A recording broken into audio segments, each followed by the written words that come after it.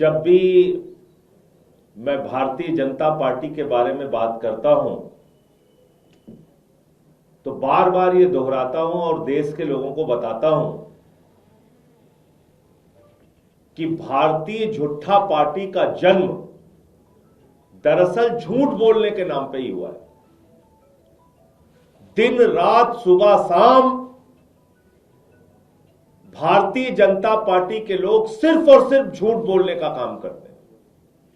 इसलिए मैं देश के लोगों से कहना चाहता हूं कि जब भी बीजेपी का नेता कुछ बोले उसको रीचेक जरूर कर लीजिए। यह मान के चलिए कि वो झूठ बोल रहा है। अब दिल्ली में बीजेपी ने पूर्वांचलियों के खिलाफ एक युद्ध छेड़ रखा है, एक घोषित युद्ध, एक खुलेआम लड़ाई, अपमानित करने का काम, वोट कटवाने का काम। और भाजपाइयों को मैं बार बार सावधान कर रहा हूं, दिल्ली में आम आदमी पार्टी है और जब तक हम लोग हैं पूर्वांचलियों के स्वाभिमान और सम्मान के खिलाफ कुछ भी करोगे तुम्हारी ईंट से ईंट बजा देंगे। शांत नहीं बैठेंगे, सदन से लेकर सड़क तक तुम्हारे खिलाफ लड़ाई लड़ने का काम करेंगे। अभी आपको याद होगा पार्लियामेंट में मैंने पूर्वांचलियों का वोट कटवाने का मुद्दा उठाया था। उसके बाद बौखलाकर भारतीय जनता पार्टी के राष्ट्रीय अध्यक्ष ने हमारे पूर्वांचल के भाइयों को, जिनका नाम राम सिंह है, जिनका नाम राम जी है, जिनका नाम छोटेलाल वर्मा है, कोई दुबे है, कोई पांडे है, कोई मिश्रा है, उनको रोहिंग्या कहा, बांग्लादेशी कहा। बीजेपी पूर्वांचलियों को बांग्लादेशी समझती है। हम अपने ही देश में बांग्लादेशी हो गए। वो पूर्वांचल के लोग जो 30-30, 40-40 साल से दिल्ली में रह के अपने श्रम, अपने परिश्रम से देश की राजधानी को आगे बढ़ाने का काम कर रहे हैं, आप उनके वोट कटवा रहे हैं बांग्लादेशी कह के। और जब मैंने ये मुद्दा उठाया तो उन्होंने बदला लेने के लिए, सबक सिखाने के लिए मेरी पत्नी का वोट कटवाने के लिए ही एप्लीकेशन दे दिया। और मैंने इसकी पूरी जानकारी आप लोगों को कल एक प्रेस कॉन्फ्रेंस के माध्यम से दी। फिर भारतीय जनता पार्टी का झूठ का सेल सक्रिय हो गया। उनके झूठों की बमबारी होने लगी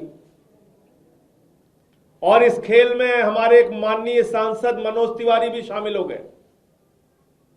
चलो वो बेचारा अमित मालवीय तो झूठों का आईटी सेल चला रहा है तो उसको तो झूठ बोलना मजबूरी है, उससे शिकायत नहीं, क्योंकि वो तो झूठों का आईटी सेल चला रहा है। वो क्या करेगा? वो तो यही सब उल्टा सीधा लिखेगा, उसको झूठ प्रचारित करना है। लेकिन 3 बार के निर्वाचित सांसद मनोज तिवारी जी वो झूठ फैला रहे हैं और कह रहे हैं कि इनकी पत्नी का वोट दरअसल बना हुआ है सुल्तानपुर में, जो मेरा गृह जनपद है। तो हमारे घर पे भी कब्जा करना है क्या भाजपाइयों? वहां से भी निकाल देना चाहते हो? वो घर भी छीन लेना चाहते हो? छीन लो भाई, सब कुछ छीन रहे हो। जो हमारा पैतृक आवास है, घर है, जो हमारे घर का पता है, उसको तुम बता रहे हो इनकी पत्नी का वोट वहां बना हुआ है, वहां रहती है सुल्तानपुर में। तो हमारे जो पैतृक आवास है, जो हमारा गृह जनपद है, वहां से भी निकालना चाहते हो। घर और कब्जा करने का कोई प्लानिंग, कोई योजना हो तो बता देना, उसमें कोई मुझे दिक्कत नहीं है। अब मैं इनके झूठ का एक एक करके खुलासा करता हूं। और मोदी जी कहते हैं डिजिटल इंडिया है। पूरे देश के भाजपाइयों से मैं कहना चाहता हूं पूरे देश के भाजपाइयों से कहना चाहता हूं, तुरंत इलेक्शन कमीशन की वेबसाइट पे जाओ, तुरंत इलेक्शन कमीशन की वेबसाइट पे जाओ और निर्वाचन आयोग की वेबसाइट पे जाके अनीता सिंह जो मेरी पत्नी है और जो उनका पता है, बीटीएम नंबर मैं बोल दे रहा हूं, 220 29 35, मोटे मोटे अक्षरों में दिखा दे रहा हूं, 220 29 35।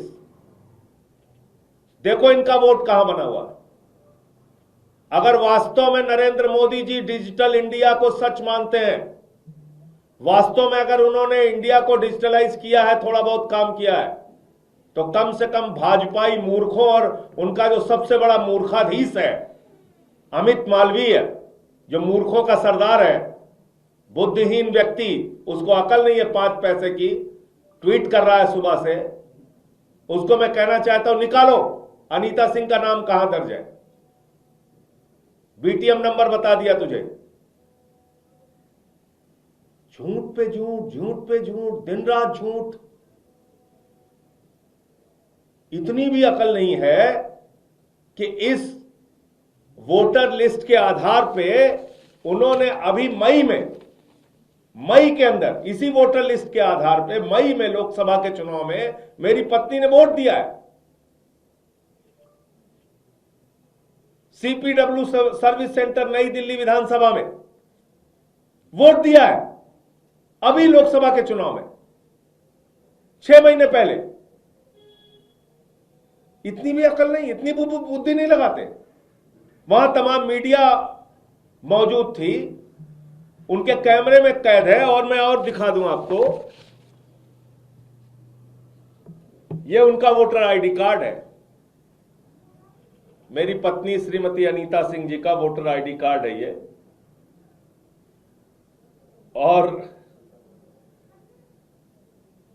ये उनकी फोटो है जिस दिन वो वोट डाल के आई हैं लोकसभा के चुनाव में जब वोट डाल के आई हैं, तो ये उनकी फोटो है पत्नी की हमारे, और ये उनका वोटर आईडी कार्ड है। अब पूरी की पूरी भाजपा इतनी बुद्धिहीन है कि वो इलेक्शन कमीशन के वेबसाइट पे जाके, और सारे मीडिया के बंधुओं से मैं कहना चाहता हूं, जाइए भाई इलेक्शन कमीशन की वेबसाइट पे चेक कीजिए इनका वोट नॉर्थ एवेन्यू के पते पे है कि नहीं है, चेक कीजिए। अब वो एफिडेविट की बात कर रहे हैं, बिना चेक किए, बिना समझे, बिना जाने, क्योंकि झूठ बोलने की इतनी जल्दी रहती है, बीमारी है। जैसे भाजपाइयों को झूठ बोलने की जो बीमारी है, तो उनको लगता है अरे सुबह हो गई अभी तक कोई झूठ नहीं बोला, तो दिन कैसे बीतेगा। तो उन्होंने एक एफिडेविट डाल दिया बिना पढ़े लिखे, बिना कुछ जाने। वो एफिडेविट है जनवरी का, मनोज तिवारी जी। और अपने उस मूर्खाधीश आईटी सेल वाले को बताइए, जो झूठों का सरदार है, ये देखिए, ये 4 जनवरी को बाकायदा सुल्तानपुर के जिला निर्वाचन अधिकारी के कार्यालय में वहां का वोट डिलीट करने का प्रार्थना पत्र दिया गया है। 4 जनवरी 2024 को ये लेके आया हूं मैं। और जो सुल्तानपुर में वोट था पत्नी का, उस वोट को काटने के लिए ये देखिए यहां पे साइन किया हुआ है, देख लिया बीजेपी वालों, भारतीय झुट्ठा पार्टी वालों, देखा तुमने। सुल्तानपुर के जिला निर्वाचन अधिकारी के कार्यालय में एप्लीकेशन दिया गया है 4 जनवरी 2024 को कि हमारा वोट काट दिया जाए। समझ में आ गया या फिर से समझाऊं? ये झूठ बोलने की बीमारी से निकलो तुम लोग। देश का सत्यानाश कर दिया तुम लोगों ने, दिल्ली के अंदर पूर्वांचलियों का अपमान नहीं होने देंगे। मेरी पत्नी जौनपुर से है, पूर्वांचल से है, और तुम चाह रहे हो उनका वोट कटवा दो। दिल्ली भर में तो कटवा रहे हो। संजय सिंह बोलता है इसी को सबक सिखाओ।